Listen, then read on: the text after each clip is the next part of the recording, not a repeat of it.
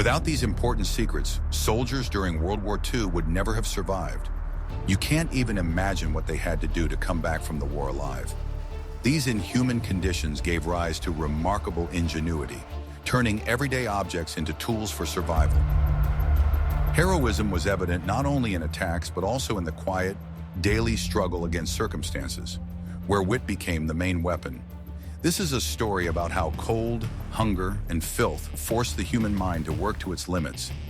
Every day was a test of survival, and it was not only rifles and orders that helped them pass it. Watch the video to the end, and you will learn how an ordinary can of condensed milk could replace a field kitchen, and why a simple soldier's scarf was worth its weight in gold. I will reveal the most closely guarded secret of trench life. In this life, fire was everything. It provided warmth, hot food, and light in the impenetrable darkness of the dugout. But ordinary matches instantly became damp in the trench mud and rain. Therefore, the creation of the trench lighter was not a whim, but a necessity. It was a small victory of soldierly ingenuity over circumstances. The design of this device was ingenious in its simplicity and reliability. The basis was a regular brass rifle cartridge case, which could be found in abundance. Brass did not rust, was durable, and was easy to work with using the simplest tools. It was the ideal body for a pocket lighter. A wick made of twisted threads from a greatcoat or any other suitable material was placed inside the cartridge case. The wick was soaked in gasoline, kerosene, or even alcohol, any combustible liquid that could be obtained. This system was much more reliable than damp match heads. The most difficult element was the striker, which had to strike a spark. It was made from a piece of a file or any other hardened metal. Special stones from factory lighters or even fragments of ordinary stones of suitable hardness were used as flint. The wheel for striking sparks was the height of ingenuity. It was carved out of a coin or metal button with notches made for better grip on the flint. This detail required patience and a certain amount of skill. The assembled structure was compact and practically indestructible. It was not affected by moisture, dirt, or falls, unlike fragile matchboxes. Such a lighter could serve its owner for months, requiring only periodic refilling. These trench artifacts became so popular that their manufacture turned into a kind of soldier's craft. Craftsmen exchanged their products for food, tobacco, or other items valuable in the trenches. Each lighter was unique, often decorated with engravings. Having a reliable source of fire allowed soldiers to boil water, heat canned food, or simply light a cigarette. This small, warm point of light in the cold darkness of the trenches sustained not only physical strength, but also morale. It was a symbol of a small victory over the cold and darkness. We would be very interested to hear your opinion. What do you think about how such simple things affected the morale of soldiers? Write about it in the comments. What if I told you that everything you believed about water on the front lines was wrong? In war, water was the second most important resource after ammunition. But finding clean water was nearly impossible. Any source could be poisoned or contaminated with bacteria. Drinking such water without treatment was guaranteed to cause illness, which put more soldiers out of action than bullets. Therefore, the ability to make water safe was a vital skill. The most reliable method of disinfection was boiling. This method required a fire and a pot, but it guaranteed the destruction of almost all dangerous microorganisms. Soldiers were ordered to boil any water from untested sources. However, it was not always possible to build a fire on the front lines. Smoke and fire revealed their position, attracting the attention of the enemy. Therefore, chemical methods of disinfection were widely used in the Allied armies. The standard ration of British and American soldiers included chlorine or iodine tablets. These tablets were easy to use. Just drop one into a flask and wait about 30 minutes. The water acquired a characteristic medicinal taste, but became safe to drink. This unpleasant taste was a small price to pay for health. Soviet soldiers often used potassium permanganate from their medical kits. A few crystals were dissolved in a pot of water until a pale pink solution was obtained. This method also effectively killed bacteria. When there was no fire or chemicals at hand, soldiers resorted to improvised filters. The simplest filter could be made from several layers of fabric, with clean sand and crushed charcoal laid between them.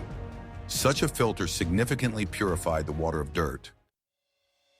To create a more complex filter, an empty tin can with holes punched in the bottom was used. The can was filled layer by layer with fabric, grass, sand, and charcoal. Water passing through these layers became noticeably cleaner.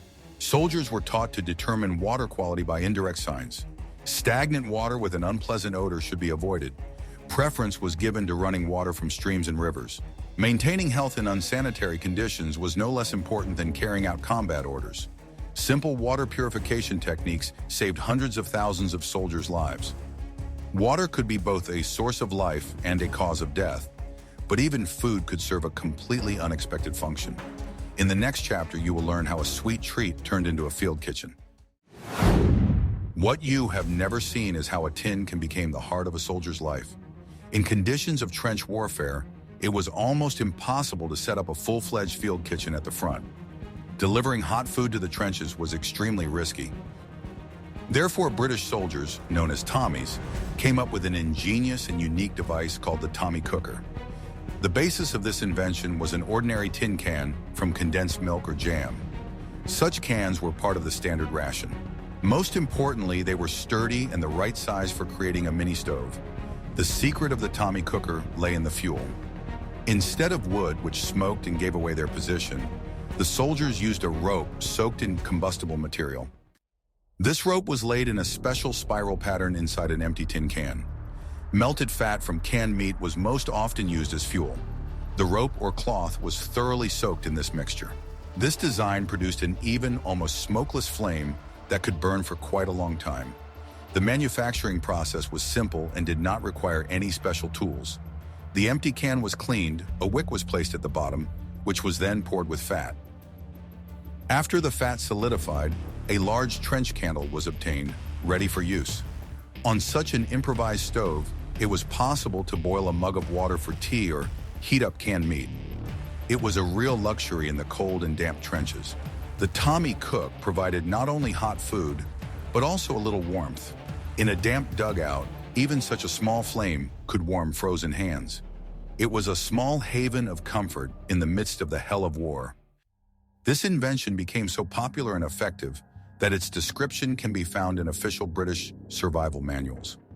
The simplicity and availability of materials made the Tommy cooker an indispensable companion. It became a symbol of human adaptability. This story is a vivid example of how resourcefulness can turn trash into a valuable resource. An empty tin can, which in normal life would have ended up in the trash, became an indispensable item in war. It provided what was so lacking on the front lines: hot food and warmth. Soldiers' ingenuity found a way out of any situation. Tommy cooker is not just a device, it is a symbol of the will to live. It proves that the human mind is capable of performing real miracles, even in the darkest of circumstances. Are you ready for the shocking truth about navigation in war? In combat conditions, the ability to navigate was equivalent to survival. Not everyone had standard army compasses, and they could be lost or damaged. Therefore, every soldier had to be able to determine the cardinal directions using improvised means. The most well-known method was to use a wristwatch with hands. To do this, the watch was placed horizontally and the hour hand was pointed toward the sun. The angle between the hour hand and the 12 mark was divided in half, and the line dividing the angle pointed south. This method was quite accurate and worked in any clear weather. It only required a watch and knowledge of a simple rule. When there was no watch at hand, soldiers resorted to an even simpler method. They stuck a vertical stick into the ground and marked the end of its shadow with a stone. After 15-20 minutes, they marked its new position with a second stone. The line connecting the first and second marks indicated the direction from west to east. The first stone was always located in the west and the second in the east. This made it possible to determine all points of the compass. In cloudy weather or at night, these methods did not work. Then it was possible to create an improvised compass if it was possible to magnetize a needle or blade. To do this, the needle was repeatedly passed in one direction over woolen fabric. The magnetized needle was carefully placed on a leaf, which was then lowered into a container of water. Floating freely, the needle pointed north with one end under the influence of the Earth's magnetic field. This method required skill, but it was very effective. Experienced soldiers knew how to navigate using natural features. They knew that moss on trees grows mainly on the north side. Anthills are also located on the south side of the nearest tree. They also paid attention to the crowns of trees, which were usually denser on the south side. The annual rings on the stumps of felled trees were wider on the south side. All these signs together gave a fairly accurate idea of the directions. The ability to orient oneself was a key skill. Without a compass, any map was useless. The ability to quickly determine the cardinal directions turned an ordinary soldier into a scout. In the next chapter, you will learn how soldiers dealt with an invisible enemy that was more dangerous than bullets. One of the most insidious dangers of trench warfare was trench foot. This condition, caused by prolonged exposure of the feet to cold and dampness, led to circulatory problems. As a result, thousands of soldiers became disabled without ever being wounded in combat.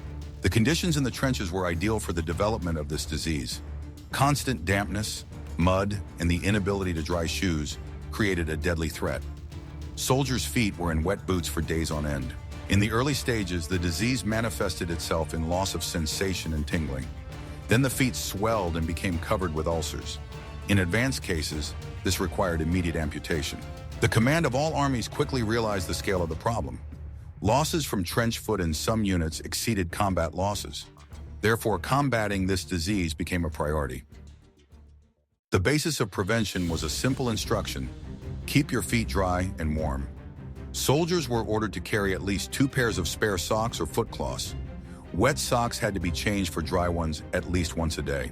A whole system was set up for this purpose. While one pair of socks was on their feet, soldiers dried the other pair under their greatcoats on their own bodies. This primitive method was the only one possible in field conditions. British soldiers were given special whale oil as a preventive measure. This oil had to be thoroughly rubbed into the feet before putting on dry socks. The oil created a water-repellent layer. Mandatory daily inspections were introduced in the units. Officers and sergeants checked the condition of their subordinates' feet. Soldiers had to work in pairs, helping each other. Failure to comply with these hygiene rules could result in severe punishment for the soldier. Commanders understood that a soldier with trench foot was a combat loss. Discipline in this matter was the key to combat readiness. These measures significantly reduced the number of cases of the disease. Simple rules, changing socks and regular examinations, saved more soldiers' feet than all medical remedies.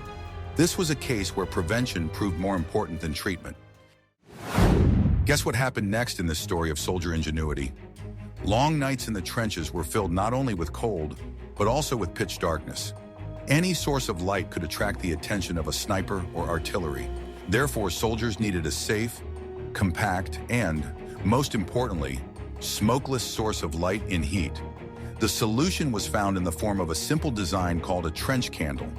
Its manufacture required the simplest of materials: an empty tin can, corrugated cardboard, and paraffin. The manufacturing process was extremely simple. A strip of corrugated cardboard was rolled into a tight roll and inserted tightly into a tin can. The cardboard acted as a large and powerful wick. Then this structure was filled with melted paraffin or wax. It had to be poured slowly so that the cardboard was completely saturated. After solidifying, the finished product was ready.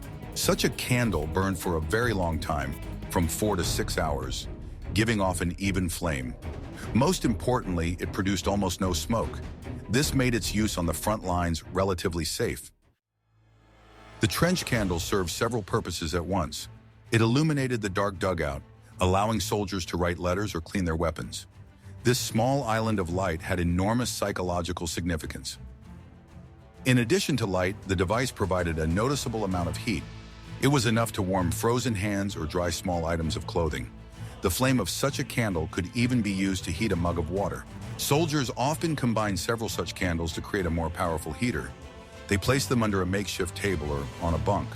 It was a simple but effective local heating system. The invention became so popular that civilians in the rear organized entire campaigns to manufacture them for the front. School children and volunteers sent thousands of these simple but vital heaters to the front lines. They warmed soldiers thousands of kilometers from home. But warmth and light were not the only valuable things in the trenches. In the next chapter, you will learn how a material that fell from the sky became more valuable than gold. Every downed aircraft or parachute drop left behind a valuable resource. It was dozens of square meters of thin but incredibly durable silk. For soldiers and partisans, this material became a real treasure. First of all, parachute silk was the perfect material for making and repairing clothes. It was used to sew light and warm linings for jackets, scarves, and even underwear. Silk retained heat well and was pleasant to the touch. Parachute slings made of durable nylon were no less valuable. These ropes could withstand enormous loads. They were used to build shelters, set traps, and as shoelaces. Thin silk fabric served as an excellent dressing material in the field. In the absence of sterile bandages, a clean piece of silk could be used for dressing wounds. Its smooth texture did not stick to damaged tissue as much. Silk was also used to create highly effective water filters. Folded into several layers, it trapped even the smallest particles of dirt. This made the water much cleaner before boiling. For pilots and paratroopers, parachutes became the basis for building temporary shelters. Stretched between trees, the canopy protected against rain and wind. The white silk of winter parachutes served as excellent camouflage. Maps of the area for pilots and scouts were often printed on silk.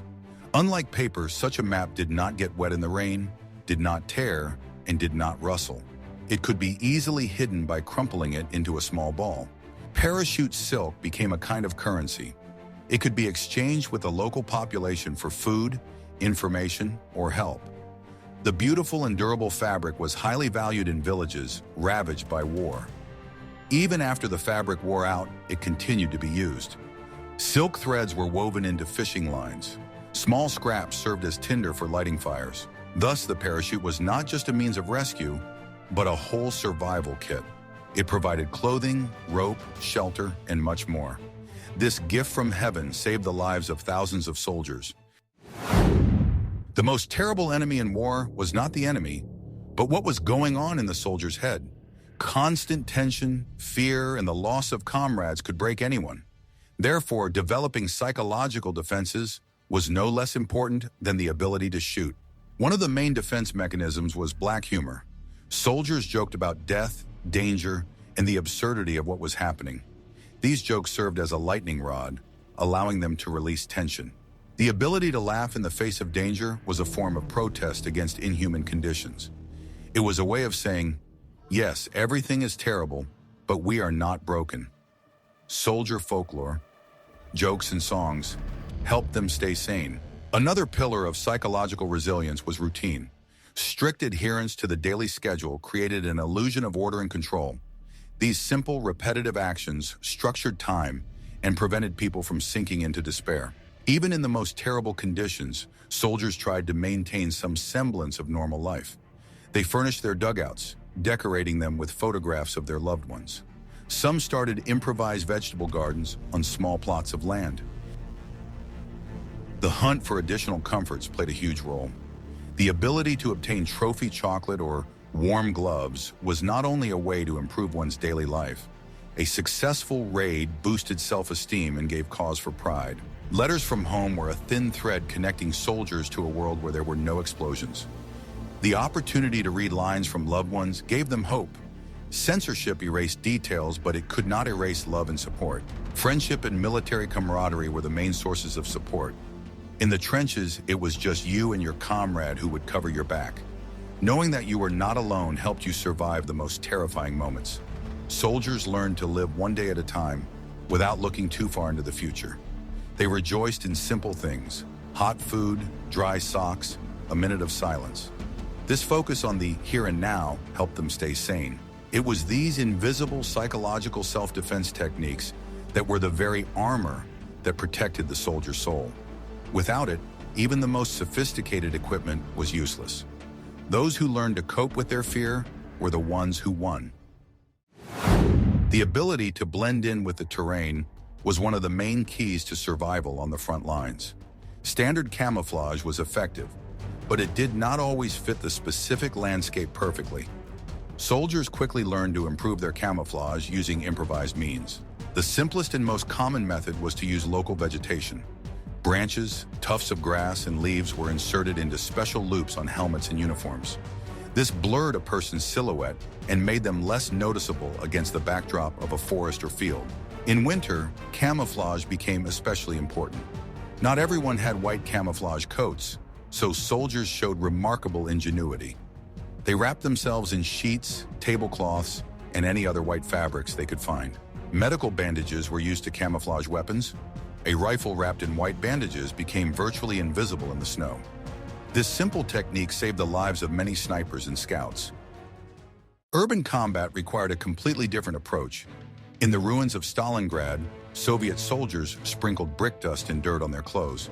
This allowed them to blend in with the color of the destroyed buildings. They used whatever they could find to camouflage their firing positions. A machine gun nest could be hidden behind a pile of rubble, in a wrecked car, or behind a false wall. The main task was to make the position completely unexpected for the enemy. Snipers were true masters of camouflage. They could lie motionless for hours, becoming part of the landscape. Their beds were complex structures made of branches, turf, and other natural materials. German soldiers sometimes used an unusual technique to camouflage their helmets. They mixed paint with wood shavings. This textured surface did not reflect the sun and better imitated tree bark. Even dirt became an element of camouflage. Soldiers deliberately smeared their faces and hands with dirt to remove the shine from their skin. It was the simplest and most accessible way to become less noticeable.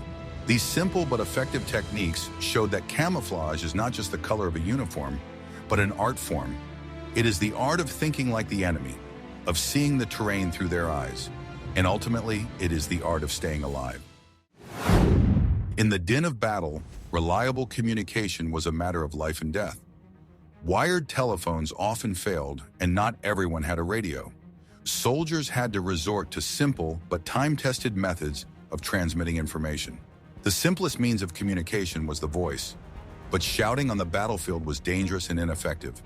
Therefore, entire systems of hand signals were developed. These gestures allowed the commander to control the unit silently. Each gesture had its own meaning.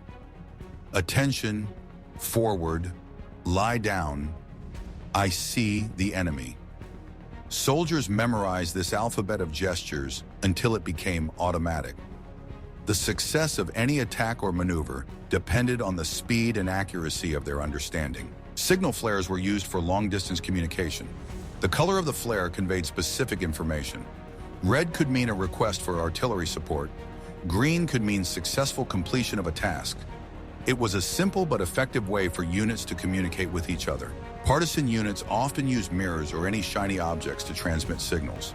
A sunbeam directed in a certain direction could warn of danger or indicate a meeting place. This method required clear weather and good skills. At night, lanterns were used instead of mirrors. Using a simple code of short and long flashes, entire messages could be transmitted. It was a kind of field version of Morse code. Sometimes whistles were used to transmit messages. Whistles of different tones and durations could mean different commands.